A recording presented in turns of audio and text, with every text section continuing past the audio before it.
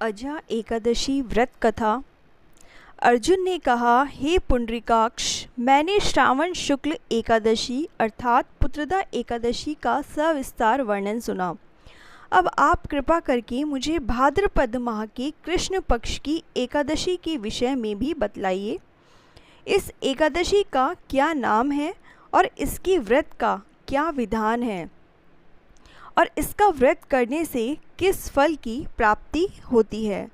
श्री कृष्ण ने कहा, हे कुंती पुत्र, भाद्रपद माह के कृष्ण पक्ष की एकादशी को अजा एकादशी कहते हैं।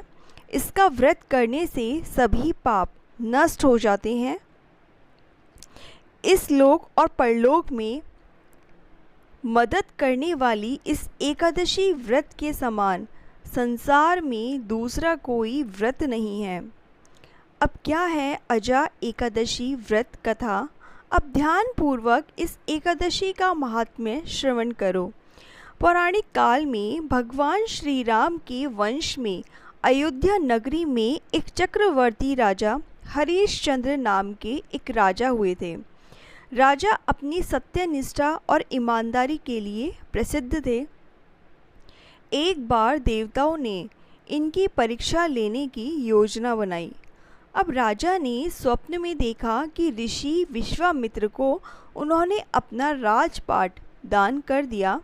सुबह विश्वामित्र वास्तव में उनके द्वार पर आकर कहने लगे, तुमने स्वप्न में मुझे अपना राज्य दान कर दिया।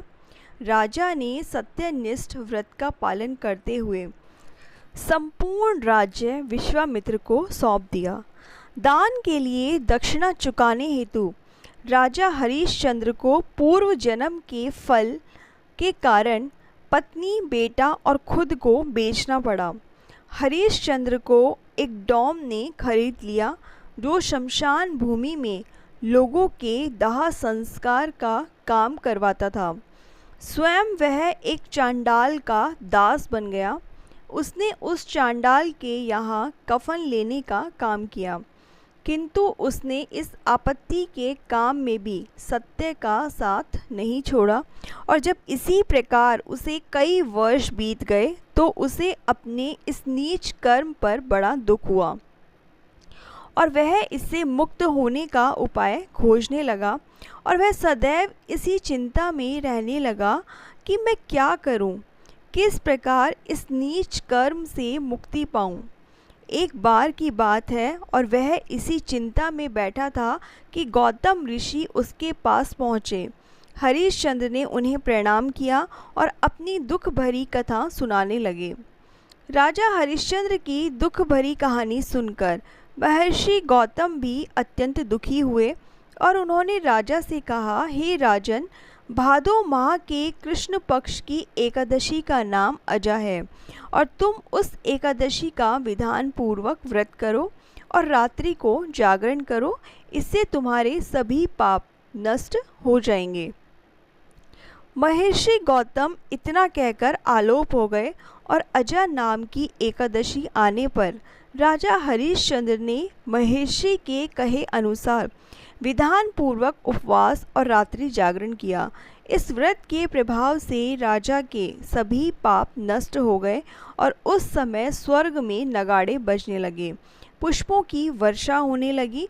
उन्होंने अपने सामने ब्राह्मण, विष्णु, महेश तथा देवेंद्र आदि देवताओं को खड़ा पाया। उन्होंने अपने मृतक पुत्र को जीवित और अपनी पत्नी को राजसी वस्त्र और आभूषणों से परिपूर्ण देखा। व्रत के प्रभाव से राजा को पुनः अपने राज्य की प्राप्ति हुई।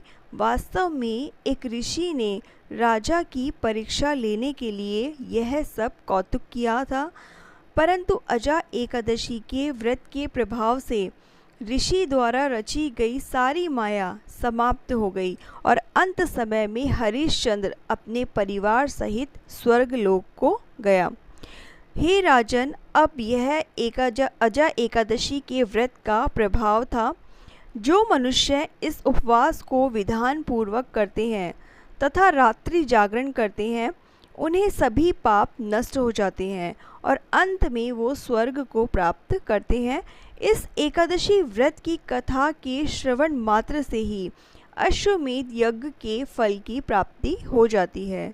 तो दोस्तों, अगर आपको कथा अच्छी लगी हो तो प्लीज़ चैनल को लाइक, शेयर और सब्सक्राइब ज़रूर कीजिए। जय श्री हरि।